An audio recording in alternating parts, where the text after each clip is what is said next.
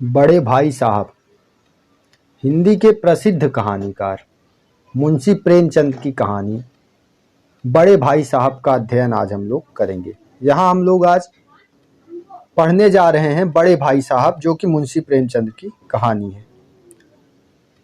अवश्य ही आपको यहाँ कुछ ना कुछ सीखने को मिलेगा। यह कहानी हमारे क्लास 10th के हिंदी के सिलेबस में भी है। तो चलिए कहानी प्रारंभ करते हैं।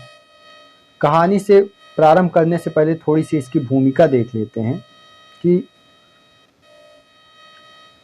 इसमें क्या बताया गया। इस कहानी में प्रस्तुत पाठ में एक बड़े भाई साहब हैं, जो हैं तो छोटे ही, लेकिन घर में उनसे छोटा एक भाई और है। उससे उम्र में केवल कुछ साल बड़ा होने के कारण उनसे बड़ी बड़ी अपेक्षाएं की जाती हैं।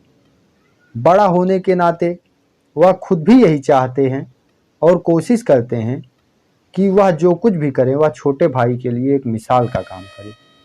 इस आदर्श स्थिति को बनाए रखने के फेर में बड़े भाई साहब का बचपना तिरोहित हो जाता है, अर्थात समाप्त हो जाता है। कहानी प्रारंभ होती है।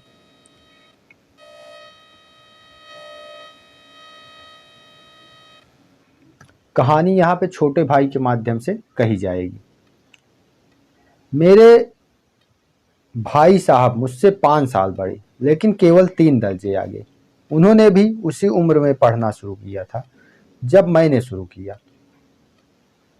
लेकिन तालीम जैसे महत्व के मामले में वह जल्दबाजी से काम लेना पसंद न करते थे। इस भवन की बुनियाद खूब मजबूत डालना चाहते थे, जिस पर आलीशान महल बन सके। 1 साल का काम 2 साल में करते थे, कभी कभी 3 साल भी लग जाते थे। बुनियाद ही पुख्ता ना हो तो मकान कैसे पायेदार बने। मैं छोटा था, वह बड़े थे। मेरी उम्र 9 साल की थी, वह 14 साल के थे। उन्हें मेरी तंबी और निगरानी का पूरा और जन्मसिद्ध अधिकार था, और मेरी शालीनता इसी में थी कि उनके हुक्म को कानून समझूं। वह स्वभाव से बड़े अध्ययनशील थे, हरदम किताब खोले बैठे रहते और शायद दिमाग को आराम देने के लिए कभी कॉपी पर, किताब के हाशियों पर चिड़ियों, कुत्तों, बिल्लियों की तस्वीरें बनाया करते थे। कभी कभी एक ही नाम या शब्द या वाक्य 10-20 बार लिख डालते। कभी एक शेर को बार बार सुंदर अक्षरों में नकल करते। कभी ऐसी शब्द रचना करते जिसमें ना कोई अर्थ होता, ना कोई सामंजस्य। मसलन एक बार उनकी कॉपी पर मैंने यह इबारत देखी, स्पेशल अमीना, भाइयों भाइयों, दरअसल भाई भाई, राधे श्याम, श्रीयुत राधे श्याम। 1 घंटे तक। इसके बाद एक आदमी का चेहरा बना हुआ था। मैंने चेष्टा की कि इस पहेली का कोई अर्थ निकालूं, लेकिन असफल रहा और उनसे पूछने का साहस ना हुआ। वह 9वीं जमात में थे, मैं 5वीं में, अर्थात वह 9वीं क्लास में थे। और ये जो जिसके माध्यम से कहानी कही जा रही, जो छोटा भाई है, ये 5वीं क्लास में था। उनकी रचनाओं को समझना मेरे लिए छोटा मुंह बड़ी बात थी। मेरा जी पढ़ने में बिल्कुल ना लगता था। 1 घंटा भी किताब लेकर बैठना पड़ता तो पहाड़ लगता। मौका पाते ही हॉस्टल से निकलकर मैदान में आ जाता और कभी ककरिया उछालता, कभी कागज की तितलियां उड़ाता, और कहीं कोई साथी मिल गया तो पूछना ही क्या। कभी 4 दीवारी पर चढ़कर नीचे कूद रहे हैं, कभी फाटक पर सवार उसे आगे पीछे चलाते हुए मोटर कार का आनंद उठा रहे हैं। लेकिन कमरे में आते ही भाई साहब का वह रुद्र रूप देखकर प्राण सूख जाते। उनका पहला सवाल होता था, कहाँ थे? हमेशा यही सवाल इसी ध्वनि में हमेशा पूछा जाता था, और इसका जवाब मेरे पास केवल मौन था। न जाने मेरे मुंह से यह बात क्यों न निकलती कि जरा बाहर खेल रहा था। मेरा मौन कह देता था कि मुझे अपना अपराध स्वीकार है और भाई साहब के लिए उसके सिवा कोई और इलाज ना था कि स्नेह और रोष से मिले हुए शब्दों में मेरा सत्कार करें। इस तरह अंग्रेजी पढ़ोगे तो जिंदगी भर पढ़ते रहोगे और एक हर्फ ना आएगा, अर्थात एक अक्षर भी नहीं आएगा। अंग्रेजी पढ़ना कोई हंसी का खेल नहीं है कि जो चाहे पढ़ ले। नहीं ऐरा गैरा नत्थु खैरा सभी अंग्रेजी के विद्वान ना हो जाते। यहाँ रात दिन आंखें फोड़नी पड़ती है और खून जलाना पड़ता है, तब कहीं यह विद्या आती है। और आती क्या है, हाँ कहने को आ जाती है। बड़े बड़े विद्वान भी शुद्ध अंग्रेजी नहीं लिख सकते, बोलना तो दूर रहा। मैं और कहता हूं कि तुम कितने घोंघा हो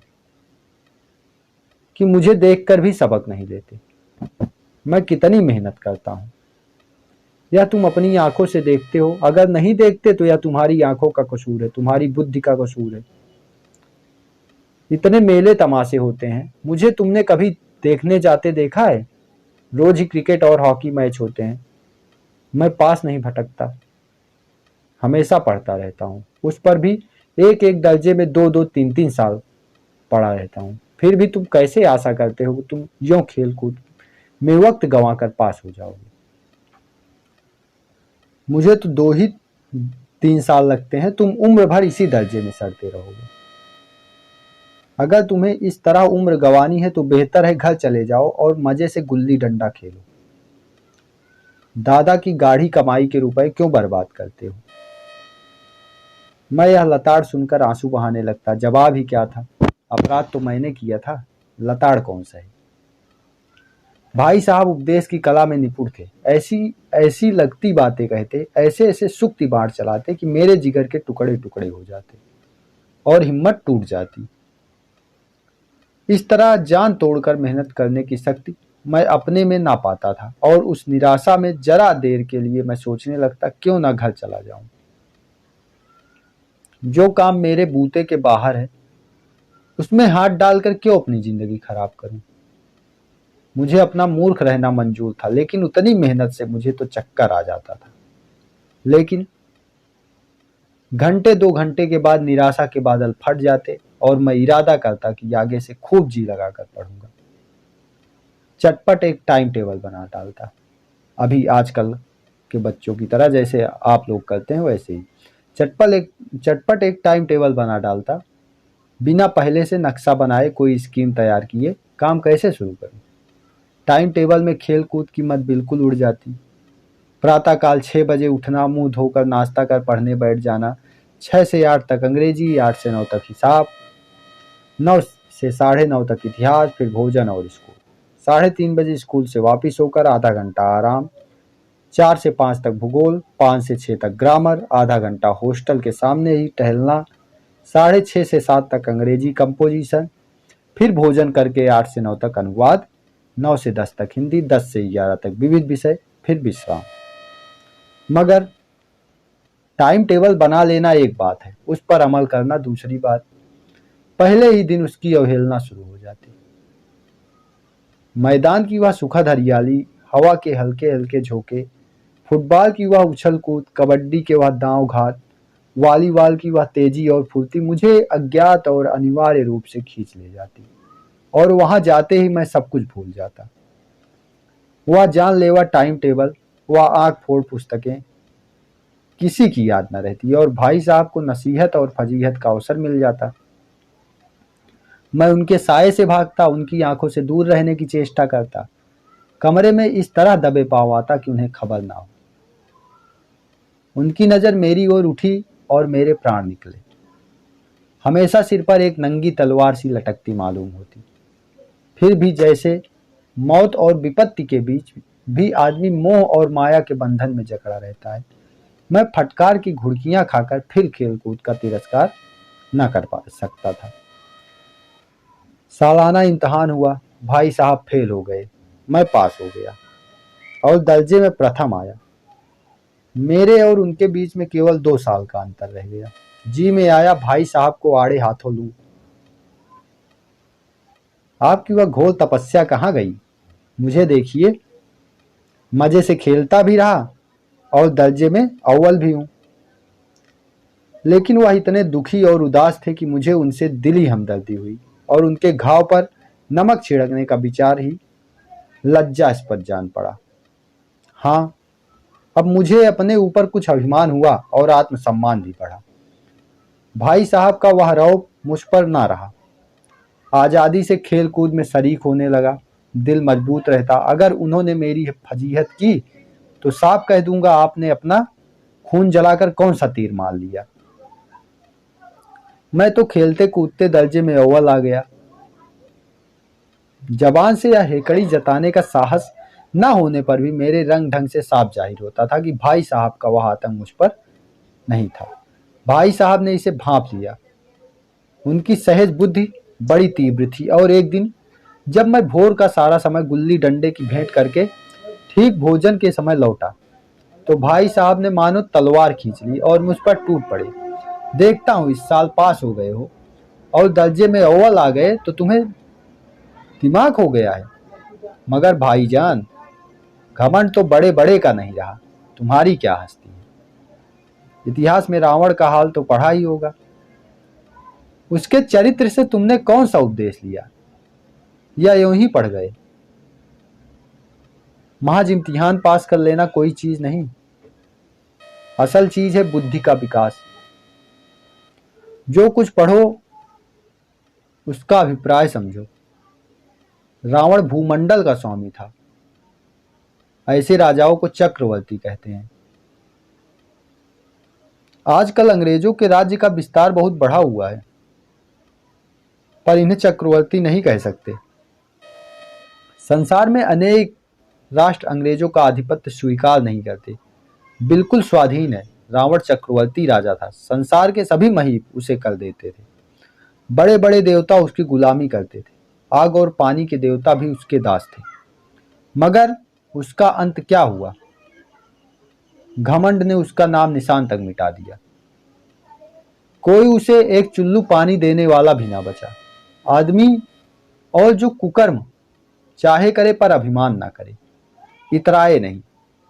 अभिमान किया और दीन दुनिया दोनों से गया। शैतान का हाल भी पढ़ा ही होगा।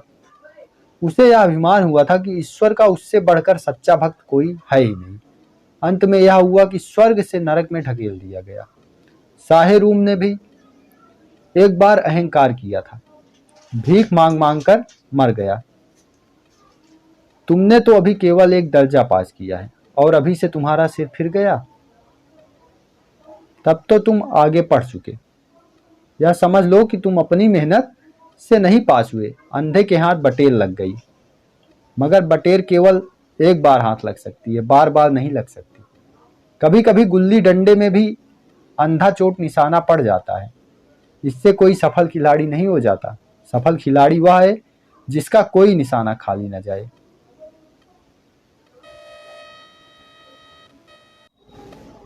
मेरे फेल होने पर मत जाओ। मेरे दर्जे में आओगे तो दांतों पसीना आ जाएगा। जब अलजबरा और ज्योमेट्री के लोहे के चने चबाने पड़ेंगे तो इंग्लिस्तान का इतिहास पढ़ना पड़ेगा। और इंग्लिस्तान का इतिहास पढ़ना पड़ेगा। बादशाहों के नाम याद रखना आसान नहीं है। 8 हेनरी हो गुजरे हैं। कौन सा कांड किस हेनरी के समय में हुआ, क्या यह याद कर लेना आसान समझते हो। हेनरी 7वें की जगह हेनरी 8वां लिखा और सब नंबर गायब, सफा चट। सिफर भी ना मिलेगा, सिफर भी। हो किस ख्याल में। दर्जनों तो जेम्स हुए हैं, दर्जनों विलियम, कोड़ियों चार्ल्स। दिमाग चक्कर खाने लगता है। आंधी रोग हो जाता है। इन अभागों के नाम भी न जुड़ते थे। एक ही नाम के पीछे दोयम सोयम चहारुम पंचुम लगाते चले गए। मुझसे पूछते तो 10 लाख नाम बता देता। और ज्योमेट्री तो बस खुदा ही पना। आ बा जा की जगह आ जा बा लिख दिया और सारे नंबर कट गए। कोई इन निर्दयी मुमतहिनों से नहीं पूछा कि आखिर आ बा जा और आ जा बा में क्या फर्क है और व्यर्थ की बात के लिए क्यों छात्रों का खून करते हो। दाल भात रोटी खाई या भात दाल रोटी, इसमें क्या रखा है? मगर इन परीक्षकों को क्या परवाह, वह तो वही देखते हैं जो पुस्तक में लिखा है। चाहते हैं कि लड़के अक्षर अक्षर रट डालें, और इसी रटंत का नाम से शिक्षा रख छोड़ा है। और आखिर इन बेसिर पैर की बातों के पढ़ने से फायदे क्या? इस रेखा पर वह लंब गिरा दो तो आधार लंब से दुगुना होगा। पूछिए इनसे, इससे प्रयोजन दुगना नहीं चौगुना हो जाए या आधा ही रहे मेरी बला से। लेकिन परीक्षा में पास होना है तो यह सब खुरापात याद करनी पड़ेगी।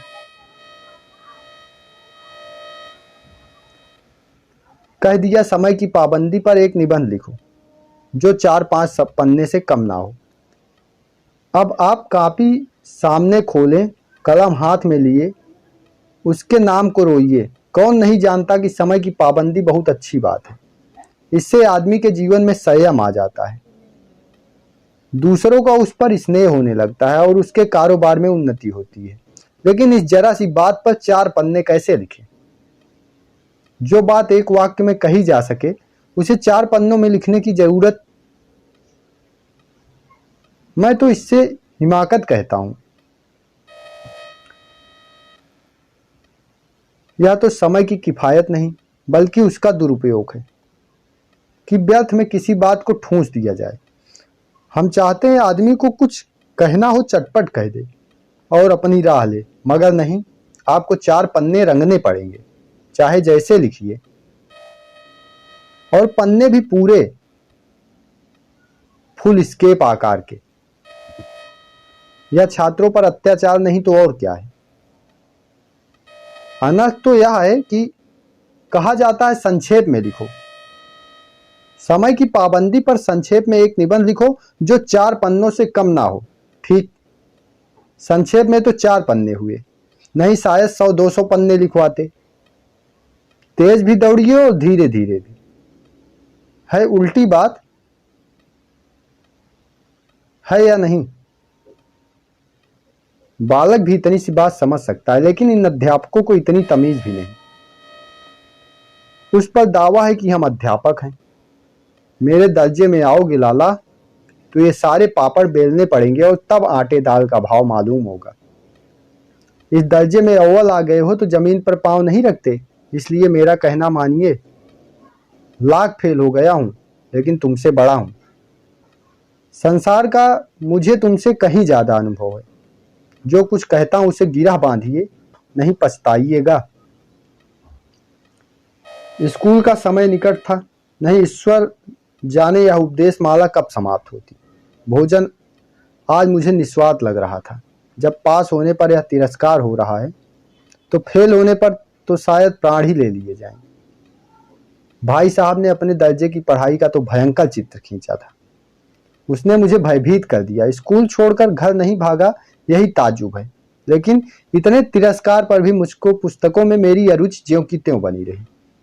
खेल कूद का कोई अवसर हाथ से ना जाने देता। पढ़ता भी मगर बहुत कम, बस इतना कि रोज टास्क पूरा हो जाए और दर्जे में जलील ना होना पड़े। अपने ऊपर जो विश्वास पैदा हुआ वह फिर लुप्त हो गया और फिर चोरों का सिर जीवन कटने लगा। फिर सालाना इम्तिहान हुआ और कुछ ऐसा संजोग हुआ कि मैं फिर पास हुआ और भाई साहब फिर फेल हो गए। मैंने बहुत मेहनत नहीं की पर ना जाने कैसे दर्जे में अव्वल आ गया। मुझे खुद अचरज हुआ। भाई साहब ने प्राणांतक परिश्रम किया, कोर्स का एक एक शब्द चाट गए। 10 बजे रात तक इधर, 4 बजे भोर से उधर, 6 से 9:30 तक स्कूल जाने से पहले मुद्रा कांतिहीन हो गई थी, मगर बेचारे फेल हो गए। मुझे उन पर दया आती थी। नतीजा सुनाया गया तो वह रो पड़े और मैं भी रोने लगा। अपने पास होने की खुशी आधी हो गई। मैं भी फेल हो गया होता तो भाई साहब को इतना दुख ना होता, लेकिन विधि की बात कौन टाले। मेरे और भाई साहब के बीच में अब केवल एक दर्जे का अंतर रह गया। मेरे मन में एक कुटिल भावना का उदय हुई कि कहीं भाई साहब एक साल और फेल हो जाएं तो मैं उनके बराबर हो जाऊं। फिर वह किस आधार पर मेरी फजीहत कर सकेंगे। लेकिन मैंने इस विचार को दिल से बलपूर्वक निकाल डाला। आखिर वह मुझे मेरे हित के विचार से ही तो डांटते हैं। मुझे इस वक्त अप्रिय लगता है अवश्य, मगर यह शायद उनके उपदेश का ही असर है कि मैं दनादन पास हो जाता हूँ, और इतने अच्छे नंबरों से। अब भाई साहब कुछ नरम पड़ गए थे। कई बार मुझे डांटने का अवसर पाकर भी उन्होंने धीरज से काम लिया। शायद अब वह खुद समझने लगे थे कि मुझे डांटने का अधिकार उन्हें नहीं रहा, या रहा भी तो बहुत कम। मेरी स्वच्छंदता भी बढ़ी। मैं उनकी सहिष्णुता का अनुचित लाभ उठाने लगा। मुझे कुछ ऐसी धारणा हुई कि मैं पास ही हो जाऊंगा, पढ़ूं या ना पढ़ूं, मेरी तकदीर बलवान है। इसलिए भाई साहब के डर से जो थोड़ा बहुत पढ़ लिया करता था वह भी बंद हुआ।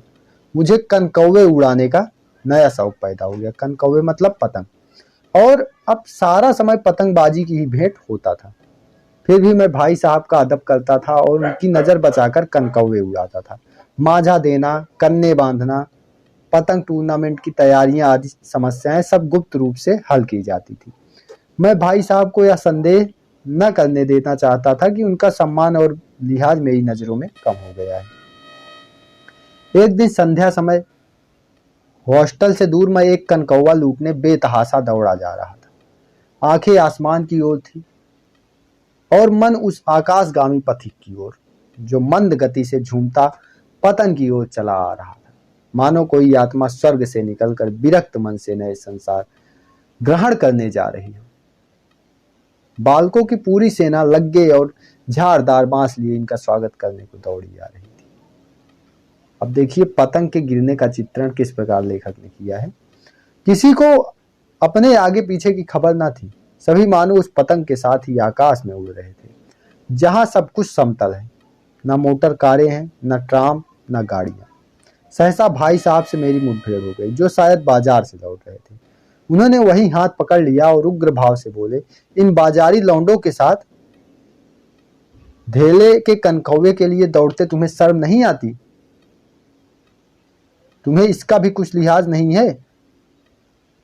अब नीची जमात में नहीं हो, बल्कि 8वीं जमात में आ गए हो, और मुझसे केवल एक दर्जा नीचे हो। आखिर आदमी को कुछ तो अपनी पोजीशन का ख्याल रखना चाहिए। एक जमाना था कि लोग 8वां दर्जा पास करके नायब तहसीलदार हो जाते थे। मैं कितने ही मिडिलचियों को जानता हूं जो अव्वल दर्जे के डिप्टी मजिस्ट्रेट या सुपरिटेंडेंट हैं। कितने ही 8वीं जमात वाले हमारे लीडर और समाचार पत्रों के संपादक हैं। बड़े बड़े विद्वान उनकी मातहती में काम करते हैं, और तुम उसी 8वें दर्जे में आकर बाजारी लौंडों के साथ कनखौवे के लिए दौड़ रहे हो। मुझे तुम्हारी इस कम अकली पर दुख होता है। तुम जहीन हो, इसमें शक नहीं, लेकिन वह जहन किस काम का जो हमारे आत्मगौरव की हत्या कर डाले। तुम अपने दिल में समझते हो कि मैं भाई साहब से महज एक दर्जा नीचे हूं, और अब उन्हें मुझको कुछ कहने का हक नहीं। लेकिन यह तुम्हारी गलती है। मैं तुमसे 5 साल बड़ा हूं, और चाहे आज तुम मेरी ही जमात में आ जाओ और परीक्षकों का यही हाल है, तो निसंदेह अगले साल तुम मेरे समकक्ष हो जाओगे, और शायद 1 साल बाद मुझसे आगे भी निकल जाओ। लेकिन मुझमें और तुम में जो 5 साल का अंतर है, उसे तुम क्या खुदा भी नहीं मिटा सकता। मैं तुमसे 5 साल बड़ा हूं और हमेशा रहूंगा। दुनिया का और जिंदगी का जो तजुर्बा है मुझे, तुम उसकी बराबरी नहीं कर सकते, चाहे तुम एमए और डीफिल और डीलिट ही क्यों ना हो जाओ। समझ किताबें पढ़ने से नहीं आती, दुनिया देखने से आती है। हमारी अम्मा ने कोई दर्जा नहीं पास किया, और दादा भी शायद 5वीं 6ठी जमात के आगे नहीं गए। लेकिन हम दोनों चाहे सारी दुनिया की विद्या पढ़ लें, अम्मा और दादा को हमें समझाने और सुधारने का अधिकार हमेशा रहेगा। केवल इसलिए नहीं कि वह हमारे जन्मदाता हैं, बल्कि इसलिए कि उन्हें दुनिया का हमसे ज्यादा तजुर्बा है और रहेगा। अमेरिका में किस तरह की राज व्यवस्था है, और 8वें हेनरी ने कितने ब्याह किए, और आकाश में कितने नक्षत्र हैं, यह बातें चाहे उन्हें ना मालूम हो, लेकिन हजारों ऐसी बातें हैं जिनका ज्ञान उन्हें हमसे और तुमसे ज्यादा है। दैव ना करे आज मैं बीमार हो जाऊं तो तुम्हारे हाथ पांव फूल जाएंगे। दादा को ताल देने के सिवा कुछ ना सूझेगा। लेकिन तुम्हारी जगह दादा हो तो किसी को ताल ना दे, ना घबराए, ना बदहवास हो। पहले खुद मर्द पहचान कर इलाज करेंगे, उसमें सफल ना हुए तो किसी डॉक्टर को बुलाएंगे। बीमारी तो खैर बड़ी चीज है। हम तुम तो इतना भी नहीं जानते कि महीने भर का खर्च महीना भर कैसे चले। जो कुछ दादा भेजते हैं उसे हम 20-22 तक खर्च कर डालते हैं और फिर पैसे के मुहताज हो जाते हैं। नाश्ता बंद हो जाता है, धोबी और नाई से मुंह चुराने लगते हैं। लेकिन जितना आज हम और तुम खर्च कर देते हैं उसके आधे में दादा ने अपनी उम्र का बड़ा भाग इज्जत और नेक नामी के साथ निभाया है और कुटुंब का पालन किया है, जिसमें सब मिलकर 9 आदमी थे। अपने हेडमास्टर साहब को ही देखो, एमए हैं कि नहीं, और यहाँ के एमए नहीं, ऑक्सफोर्ड के। 1000 रुपए पाते हैं, लेकिन उनके घर का इंतजाम कौन करता है? उनकी बूढ़ी माँ। हेडमास्टर साहब की डिग्री यहाँ बेकार हो गई। पहले खुद घर का इंतजाम करते थे, खर्च पूरा ना पड़ता था, कर्जदार रहते थे। घर में उनकी माताजी ने प्रबंध अपने हाथ में ले लिया है, जैसे घर में लक्ष्मी आ गई है। तो भाईजान या गुरूर, दिल से निकाल डालो कि तुम मेरे समीप आ गए हो और अब स्वतंत्र हो। मेरे देखते तुम बेराह ना चलने पाओगे। अगर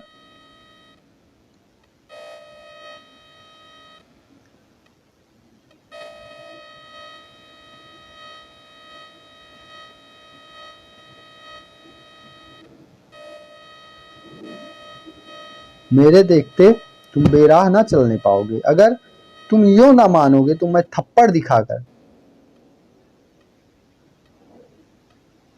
इसका भी प्रयोग कर सकता हूं। थप्पड़ दिखाते हुए बोले कि अगर तुम ऐसे नहीं मानोगे तो मैं इसका भी प्रयोग कर सकता हूं। मैं जानता हूं तुम्हें मेरी बातें जहर लग रही हैं।